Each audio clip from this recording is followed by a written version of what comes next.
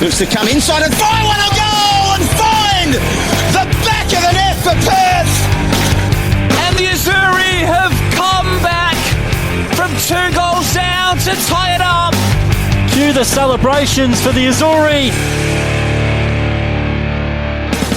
Well, the grass is being freshly cut and the smell of fresh pasta is back in the air, which can only mean one thing.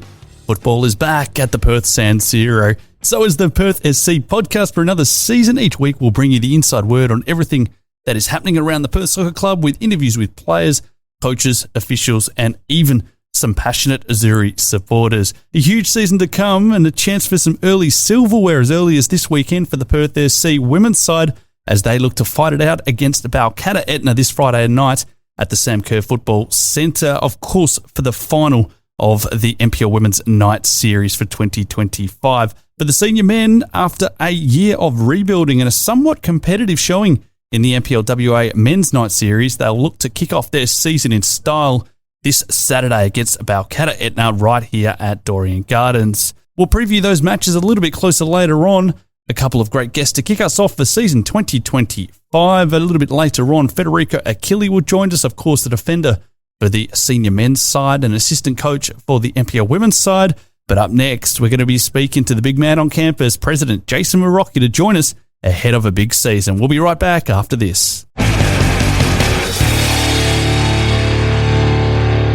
Welcome back to the Perth SC Podcast for 2025. A little bit later on, we'll have a chat with Federico Achilli, a friendly face around the club, obviously with a foot in both camps for the senior men as a defender and, of course, an assistant coach for the women. But I thought it's probably only right to seek the views from the man from the top, President Jason Marocchi. Mate, welcome to 2025. I guess green shoots, freshly cut grass and everything else. Yeah, and thanks Blaine for coming back for another season of the Perth SC Podcast. Got some fantastic feedback last season, and really keen to do it all again. Absolutely, yeah. It is what it's about. Is I guess getting the stories out to the fans and the wider community, and I guess as a communication tool essentially. So we're very much looking forward to growing on what we built last season. Jace, how's the feeling ahead of the new season? Of course, there's plenty going on. We'll talk about a few other things, but I guess there's a bit of a buzz. Yeah, I mean, a new season always brings optimism. It always brings hope. And look, I think we've done a lot of work over the pre-season in the men's and women's programs, and I think we are looking forward to very successful seasons in both programs. Looking forward to it. Just give us a bit of a snapshot on what the, I guess, off-season or the pre-seasons look like. Yeah, well, I mean, the off-season is the busiest time of year, Blaine. So, let's look at the men's program first. We've had a lot of, we've had some player movement, as you tend to do in the off-season. And we've been very fortunate to bring in some excellent, new additions to the team, starting with our number one, Mark Berigidi, a former Socceroo and professional player, was recently with Dundee United in Scotland. Beres is a club junior, part of the I guess famous Berigidi family that has really left a massive legacy here at Perth Soccer Club. So it's fantastic to have Beres back behind the sticks. I think he just adds that real solidity into our back line.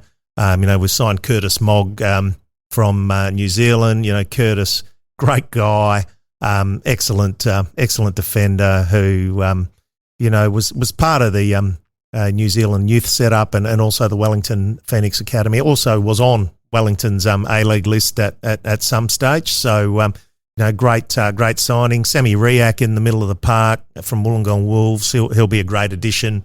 And there are many others, but another one I'd like to point out, it probably is Michael Scafetta, who we've seen him probably 18 months or so ago tear it up on the wing, and he spent a bit of time in Italy with Messina, and he is going to really trouble numerous defenders, I think, and numerous fullbacks in the league this season. Then you go to the women's program. A lot of work being done there. New coach and Tom Glavovich, he's settled in well. Fernando Barriero's come in with Tom. Fetty's also playing a role there.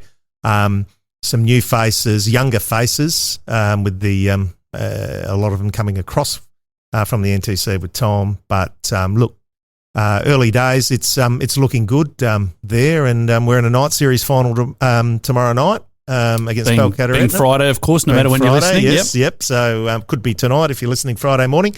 And look, I think Balcatta, experienced side, probably go in as the favourite, but I think the girls will be ready to I guess get a scalp and add another trophy to the Dorrien Gardens trophy cabinet. Last season, of course, well, for the men, it wasn't the season that you would have been after. It was a lowly finish, a great battle for survival in the end. It's probably something that the club hasn't come up against too often.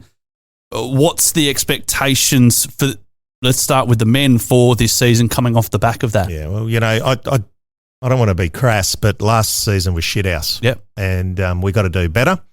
And I think we've assembled a squad that I think should be, challenging for at least the top four. I honestly believe in the group of players that we've got, and I think under Kenny's tutelage, we will win more games of football. We will be entertaining, and I think we'll surprise a few people this season. And for the women, of course, a semi-successful kind of season last season. State Cup winners, which was absolutely fantastic.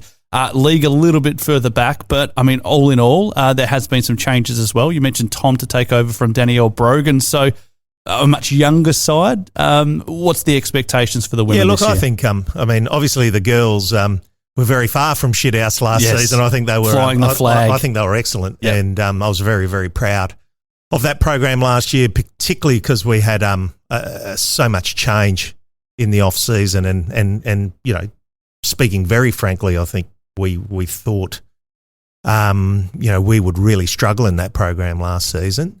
This season there's a lot of change, a lot of youth has come into the squad, but based on the night series performances, I'm very optimistic that we will be challenging for silverware this year, as we are in the night series final. So I think both our programs are going to be highly competitive this season, and Perth SC, we expect titles, and that's what we're trying to deliver for our fans this season.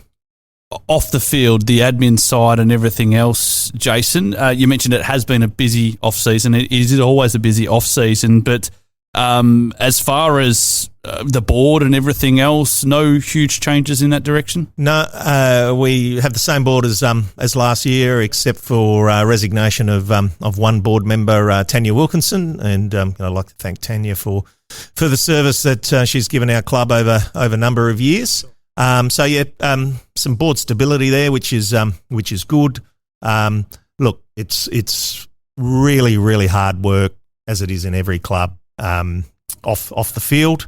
The demands on us volunteers, we all do this on a voluntary basis, and the demands just continue to increase, not only from our members, and that's fair enough, but from Football West, from Football Australia, with all the regulations and compliance, and which has gone another level. If we do let people know this year, absolutely gone another level. So it's tough, but we love doing this, right? Like, we would not put the time, the effort in, cop the criticism and all that sort of thing if we did not love this. I absolutely love this job, right? It is the best job in the world to be able to come here on a Saturday, hang out with my mates, hang out with the community, and watch our team go around wearing the blue shirt, because this is what my family did 70 odd years ago. Sure. And it's a wonderful thing to be part of, and I hope that the next generations, whether they're Marocchis or any other families, get to experience this as well, because it is special. New initiatives, Jason. The club's always prided itself on being very innovative. Last season, we heard about the new house that's being built out in Vivish. How's that all coming along? How's, I guess, the fundraising and everything to make sure that this club can keep thriving? Well, if Dino Djurbic pulls his finger out, we might have the house on the market soon. No, in all seriousness, Dino, NJ and Vince at Trio Homes have been marvellous, and the amount of work that they have done for absolutely nothing, right? We are not paying them a dime. It's just invaluable, and very, very appreciative of those guys. So the house will be on the market next month. We're going to have a big party out there to thank all of the people that have contributed. A house party. Yes, it will be a house party. It certainly will be. And I'm just, look, it'll go on the market. Given the market at the minute, I think it'll sell pretty quick. And I think we should, I hope, make some good money, which we'll reinvest back into the club and into our football programs. And Jason, a lot of work at board level has gone into building relationships, be it with the local council, be it with re-establishing that relationship with the WA Italian club, but I guess more importantly, the WA state government, who we've spoken about, has been very, very generous to football. The announcement of, in the off-season, of a $30 million pledge for a re-elected Labor government, you must be delighted not only with that result, but I guess excited about what that means for the club going forward for the next 10, 20, 30, 40, 50 years. Yeah, I think this is the most important, or you could argue this is the most important project that the club has ever embarked on. So just a little bit of history for those who may not be aware of it, but our club, formed in 1948, was actually founded out at the Italian club, and that's our home. That's where we were born. And for whatever reason, and it's usually politics with Italians, it was decided for us to come over the piece of dirt at Dorrien Gardens and build our own clubhouse. And look, that's served us really, really well, and it's been fantastic. We got the best facility in the state, no doubt. But I think taking a very, very long term view, and this is not a 5, 10 year, 20 year view. This is a 50-year view. If we are to be sustainable, and if we are to continue to be influential and be successful, we need to work together with the Italian club and be co-located with the Italian club. Sure. Have a brand new facility where we are sharing facilities. We've basically got the same membership, and this project, which will include a magnificent Italian piazza, a joint clubhouse, a new grandstand on the other side of the main pitch, another pitch at Dorrien Gardens. Training grounds are just a nightmare in inner city areas like ours. So to have access to another pitch, the project's going to be phenomenal. I thank the state government for their support. I thank Sal Vallelonga, the Italian club president, for his support and his passion. We are absolutely going to deliver this. I know there'll be people still saying, "Oh, never happen, never happen." I mark my words, this thing will go ahead. It'll be successful, and it will be the best thing that the two clubs have ever done. People will be asking, Jason, just a quick one, and you might not be able to answer this. What's the timeline looking like as far as getting that all up and away? I mean, is that a 5-year, 10-year it'll be kind a of thing? Minimum 5 years, Sure. And that'll all depend on securing some more funding, because there's a little bit more work to do there, and getting approvals, and there's a hell of a lot of work to do. Things like that don't move quickly. The 30 million is a really great start, really, really good. Gives us a magnificent springboard to deliver the project, but there is a mountain of work in front of us. But we're up for it. We're up for it. We're going to climb that mountain. We're going to stick the flag at the top of the mountain, and we're going to show everyone that this is a great project, and this is the future. Do you feel that this is leading the way for other clubs to that might be a few of them saying, well, look what they're doing. We need to start to do something like that and raise the whole standard of WA football, which I said on another program which I'm involved with. 20 or 30 years ago, football wouldn't have been in these conversations from getting grants like this or pledges from state governments. It just wasn't spoken about. So we are in a great space to be able to go to our local members and get them involved like some clubs do, like Perth, and there's other clubs that do it better than others. But I guess ultimately, what would your advice be to those clubs who want to try and, do something for their clubs? There are a number of clubs pursuing quite significant, redevelopments, and we are fully supportive, right? And, I spoke to one the other day and was providing them with a bit of advice and happy to work with them to see if we can help them as well, because we all got to work together. We got to all work together, make the game better, make facilities better, because when our members rock up to another team's ground, we want them to enjoy a decent facility, watch a game on a decent pitch, and we should all be working together. And you are spot on. Like, this state government and the investment they've made in football has been phenomenal. And I know that other code that plays with that weird shaped ball, they are looking at what we have achieved as a code at this state election and the money and the funding that have been pledged, not only to our club but various others around the NPL in particular, and going, what is going on? Why haven't we received any money? Because there have been waffle clubs that have been in the mix, and I know, they got the Perth Demons and various others wanting significant money for redevelopments, and waffle clubs got a big fat zero, and NPL clubs tens of millions of dollars. And I think our game is in a really good spot, but we got to keep working. We got to keep. I was just going to say, it's come from a low base though, hasn't it? In relativity, absolutely. But we're making up ground, and we're making it up quick. So my hat goes off to a number of my fellow presidents around the league. They've been brilliant, and we just got to keep. What is it? Maintain the rage.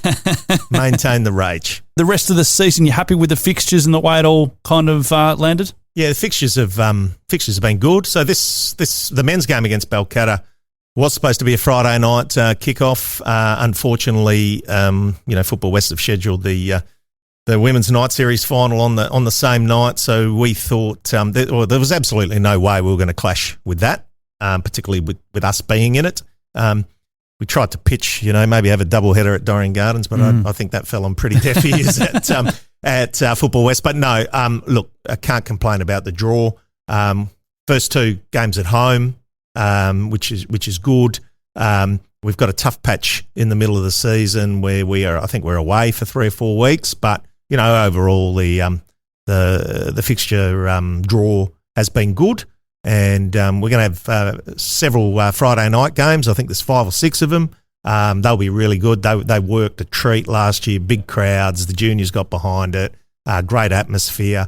We'll have our Easter Thursday game against Florida Athena, so we'll do our Easter egg hunt again, and the kids will be loving that. We'll throw the eggs around every year. It's just absolute carnage. It is carnage. We love it. Yeah, we love it, and it's been good. And this week, obviously, the Ferrari Cup fixture with Balcatta Etna. My understanding is we will have 4 or 5 Ferraris out on the ground, which always adds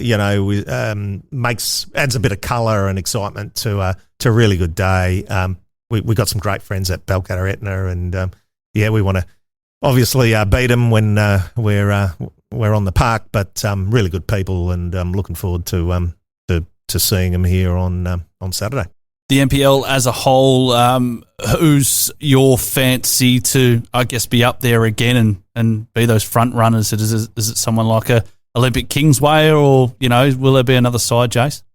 Yeah, look, I think if you were to look at it on paper, Olympic Kingsway, treble winners, they'd have to be the favourites. Perth Red Star still got a great side. Sterling Macedonia got a great side. Bayswater recruited brilliantly, so on paper, you'd say they are the sides. But, you got teams like Armado who are just improving, and they're a very good team. Fremantle City, I think, will be strong again. So, Balcatta as well. Everybody that I speak to for the last 5 years, Balcatta, they're going to struggle. They're going to go down this year, and they just get the results and they stick around. So you just can't discount anyone. I think it's going to be the tightest league. Last year was tight, I think, and the season before was tight. This one is going to be even tighter. So as they say, though, your team might look good on paper, but football's played on grass, right? So it's up to the team to go on the park, do the job, and deliver. And that's the expectation from us this season. Jace, just a quick couple more. A little bit of an extra carrot this year because of the new National Second Division that's been announced. It's not what we all want. It is a stepping stone, though, and I think everyone wants it to take off and go very, very well. Is that an extra bit of motivation, especially for Perth Soccer Club, who had some initial interest and has been, I guess, having its ear to the ground as far as how that's been travelling? Yeah, it is some motivation. I think certainly for the players, they see that there's an opportunity to perhaps shine on the national stage.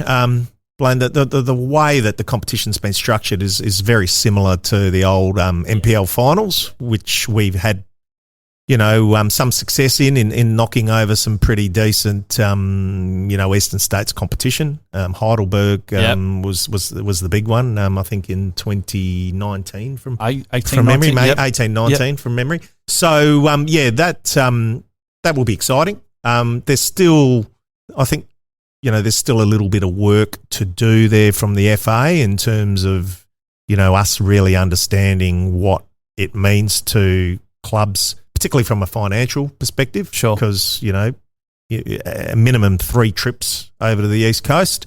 But overall, concept looks good.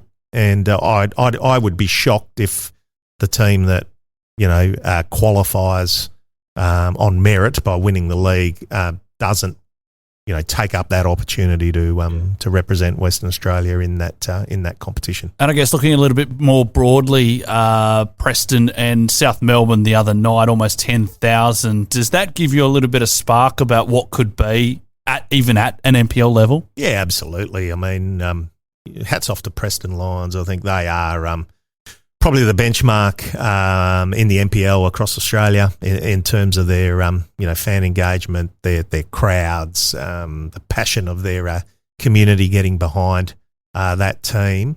But look, I just think Football Australia, the A-League, need to open up their eyes and see that there is some pretty good stuff being done at NPL level, and there does need to be an opportunity for clubs to have some ambition and move up the pyramid. So the A-League's broken. Yeah, there's absolutely no doubt. It is an absolute shambles, and I think the powers that be have to have a real hard think about how they restructure our pyramid to allow a Preston, a South Melbourne, and the like to move up the chain, and even a Perth Soccer Club. When the time is right, and when we are delivering on the park. Big ambitions. It'll have to start this week, of course, Jace, but looking forward to seeing you around the club, mate, and once again, and thanks for jumping on board, and good luck for the season ahead. Yeah, no, thanks, Blaine, and really good to have you back and the podcast back this year.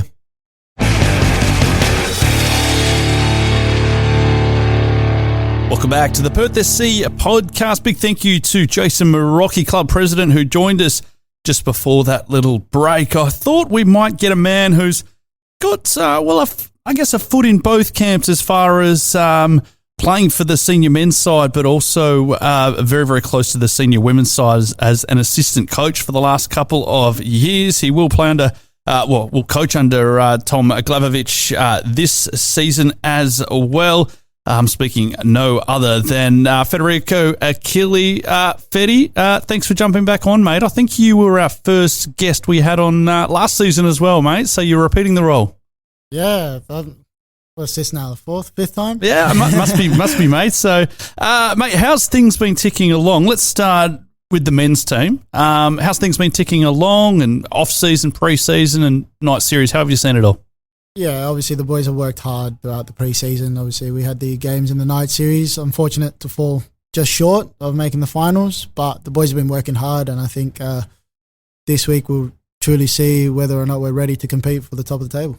I spoke to Jason Marocchi just prior to yourself, and fair to say that last season wasn't where the club wanted to be. It was a bit of a scrap towards the end. Is there a real motivator for this year to up and better that and fly up the table, even though you've had plenty of turnover? Yeah, 100%. Obviously last year Kenny only came through halfway or just about halfway, so we're learning a brand new style, but we've brought in some decent quality in the pre-season, and the boys have worked really, really hard. And yeah, we're definitely a lot more confident going into this season than we were last year. How have you seen I guess it always takes a little bit of time for a new side to find that cohesiveness. You've kept mainly the core, but you've got some new players and some players that have come back. Of course, big experience at the back with Mark Birighitti. How have you found that cohesiveness, and how's that all coming together? Yeah, I think from day one that we started training again, we could just see everyone gelling in pretty quickly.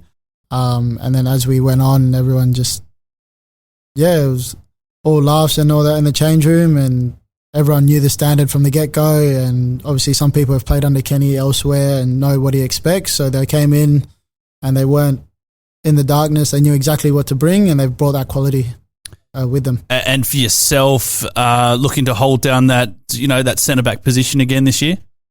Yeah, obviously a lot more competition this year, which is great, which pushes everyone's standards even higher. So, yeah, can't 100% say if I'm going to hold on to it, but definitely going to keep fighting for it. Plenty of young players coming through that have stepped up from maybe the 20s or the 23s as it will be, and everything else. Do you see yourself as almost one of those senior players now? And you've been around a little while. Yeah, it's a bit surprising only being 24 and then considered one of the oldies in the team. But no, it's good because obviously the boys that have come up from the 20s proved themselves last year, and it's great to see them get an opportunity like this. I mentioned Mark Birighitti there.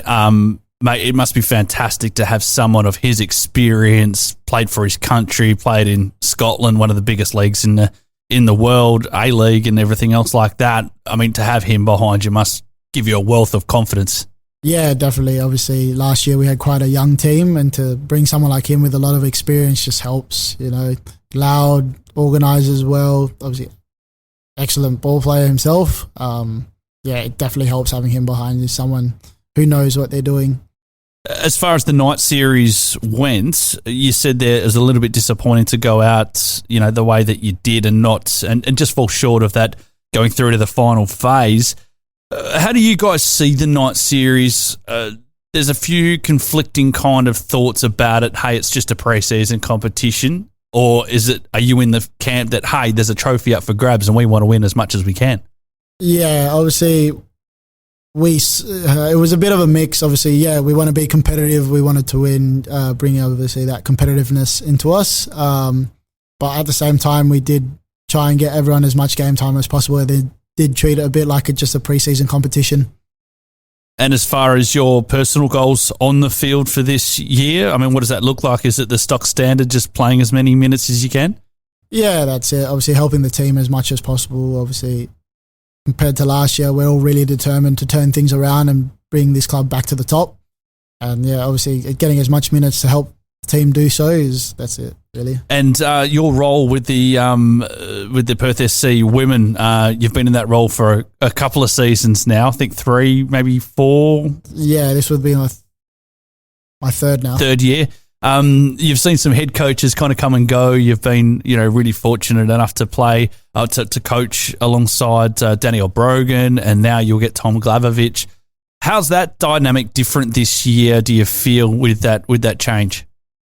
Yeah, I guess it's a little bit different. Obviously, we brought in new players, new face, but everyone's responding really well. I think styles aren't too different, so everyone sort of has that understanding.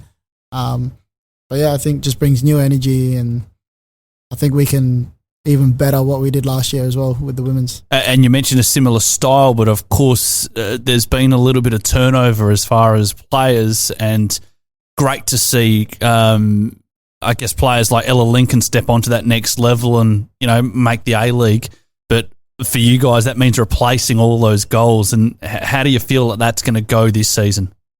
Well, from what we've seen so far, pre-season and the night series, obviously making the final, which is obviously tomorrow, I think it's excellent. Obviously, our goal is obviously to be competitive as a club, but then our ultimate goal is to push those girls to the next level. And obviously with Ella Lincoln, Charlie Wainwright, all taking that next step, and then other girls that were already part of the Glory system, to have them now further their journey in that aspect, then that's our ultimate goal, and it's really, really pleasing, and I think we're excited for the new year coming in. And even other players like Baxter Thu going over and doing her thing in Sydney now. So, I mean, there has been a little bit of a change.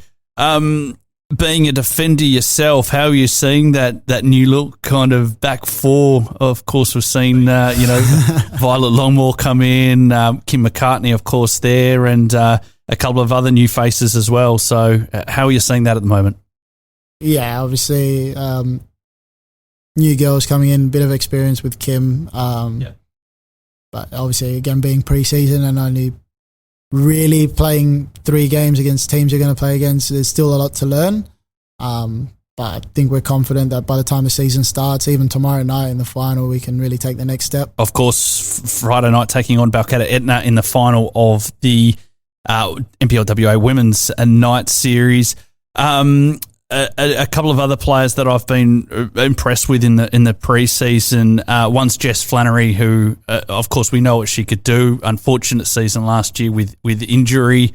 And then there's Daisy McAllister, who she's just picked up where she's left off. So it looks like she'll be leading the line this year pretty heavily. Yeah, definitely. She's really stepped up, obviously, with the girls gone on to further their journey in their careers. Daisy's really stepped up as a leader, both on the and off the field. Obviously with Jess, it was unfortunate where she was, because she was having one hell of a season, and then unfortunately with the injury, but even she's come back and taken exactly where she's gone off, scoring goals and providing opportunities for teammates. Like, everyone's really taking that step forward and becoming a leader. Is there any thoughts of maybe getting some of the A-League players to come back in the off-season and play again? You might have to ask Tom that, but I believe that would be the plan. Obviously, with their season going a bit longer, I don't know how long we're going to have them for next year or when we're going to get them back, but that's definitely the plan, to bring some of those girls back to strengthen the squad. Just having a bit of a look at some of those young players, what are you expecting out of such a young squad this year? Yeah, so again, even Tom's brought out what he's expected. He's mentioned to the girls, and even the young girls have come out and from day one and just absolutely smashed it. Intensity's been high. Obviously, we want a competitive team, and everyone seems to be fighting for every spot, and whether they make the starting 11 or not, they know that they're fighting for their spot in the week after, and everyone's always bringing a game. Pretty much to every session, every game, everyone's proving their worth. So even the youngsters coming up, they've taken that next step forward, which is what they needed.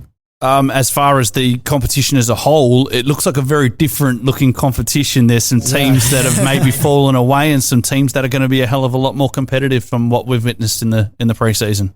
Yeah, obviously, a lot of people use the night series as their pre-season, so it's always hard to tell, and we won't really tell till game 1.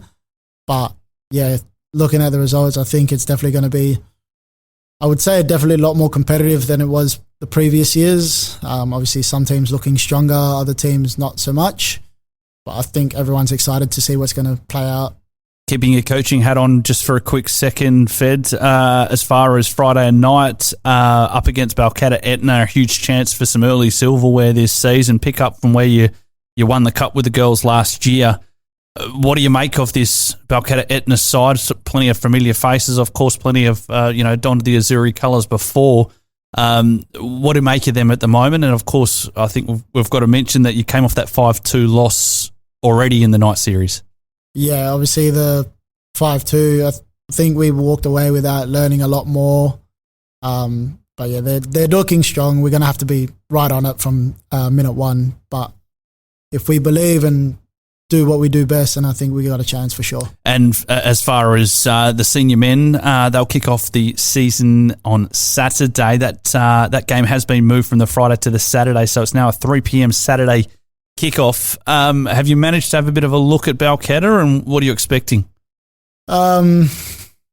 To be honest, we haven't obviously seen them much as they were in the other group. Obviously, we've heard about their results. Again, you can't really judge a team off their night series performance because, even last year, obviously, Kingsway, even though they didn't win it, ended up being treble winners at the end. So you never know what you're going to get in the first week, and then we'll have to wait till Saturday to see how we go. But I believe we can do really, really well. As far as your own team, Fed, who are some of the guys who you feel are going to have a massive impact for the Azzurri this year? Yeah, I think so. We brought back Marcus Cafetta, who was obviously with us a couple of years ago. He's having one hell of a pre-season, and he's looking strong. Obviously, we got Gordon Perkins up front. David Ninkovic, another one. Obviously, last year did phenomenal. And I reckon even Ethan Banks, obviously our player of the year last year, and again taking that step forward with his ability and bringing it to another level. So he'll be another one to keep an eye on. Yeah, very much looking forward to it. It all kicks off 3 p.m. Saturday for the senior men, and of course keep an eye on the senior women in that final of the NPLWA Women's Night Series to be played at the Sam Kerr Football Centre. Fed, thanks for jumping on, mate. I'm sure we'll catch up throughout the season. Just before you go, I guess what would you say to the fans that are looking to get behind you this year? I'll just say, just hope you all enjoy our football. Obviously, we're here to entertain. Obviously, we have a style of play that doesn't quite excite everyone, but we just say, just enjoy, sit back and enjoy it, because I think we're going to have a really, really good season. There you go, Federico Achilli. Thank you very much. And, we might take another quick break and we'll come back on the other side and have a big old preview of the weekend ahead. You're on the Perth Soccer Club podcast.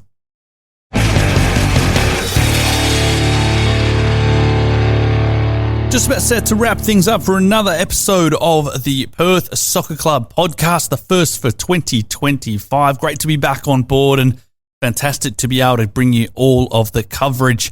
Make sure you tell everyone about the Perth Soccer Club podcast. You might have some elderly relatives or someone who wants to have a bit of a listen. Make sure you point them in the right direction, and they can certainly help them go online and find the Perth Soccer Club podcast through the Perth Soccer Club social media and a few other areas such as the Spotify platform, Apple, and of course YouTube. Just having a quick look at the weekend ahead, a big NPLW Night Series final, of course, as the Azzurri girls get set to take on Balcatta. Some great individual performances in the lead-up under new coach Tom Glavovich.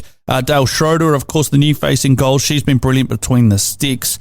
And of course, Daisy McAllister leading the line in the absence of Ella Lincoln, and great to see Jess Flannery back in top form as well. Have a look at the back for the pairing of Kim McCartney and Matilda Boehm. Of course, Violet Longmore's been in there as well. So they'll look to build that cohesion alongside April Nocent as the games continue to come for the NPLW side. Balcatta, though, they will be tough. It will be a tough match. They are a tough opponent at the moment, and plenty of familiar faces. And unbeaten, it must be said, throughout the night series, including that 5-2 win over Perth in the group stage. For the senior men, it all kicks off 3 p.m. here at Dorrien Gardens under, of course, Kenny Lowe, who returns. He'll be looking to build on last year's lowly finish. David Ninkovic returns in the midfield to anchor the midfield alongside Sam Ryak, who's returned to Perth from over east. Gordon Perkins, he'll be looking for a breakout season and backed up nicely up front by Ethan Banks, as mentioned a little bit earlier by Federico Achilli. And, of course, Perth will be buoyed by experienced goalkeeper Mark Birighetti, who returns to his junior club, and Michael Scarfetta, certainly one to watch on the wing throughout the season 2025. Kickoff for that one, of course, is now 3 p.m. on Saturday, moved from the Friday night, so we're very much looking forward to that. Right, we might get set to wrap things up for our first episode of 2025 of the Perth Soccer Club podcast. As I mentioned, don't forget to tell everyone about the Perth Soccer Club podcast. You can find it on Spotify, on Apple, on YouTube Music, and make sure you hit that subscribe button. That means each and every week, as soon as the episode drops, you'll get it straight to your smart device. So very much looking forward to that. Enjoy your football over the weekend. Good luck to the 18s and 20s and everyone else involved across the weekend. And we'll see you next week for more on the Perth Soccer Club podcast.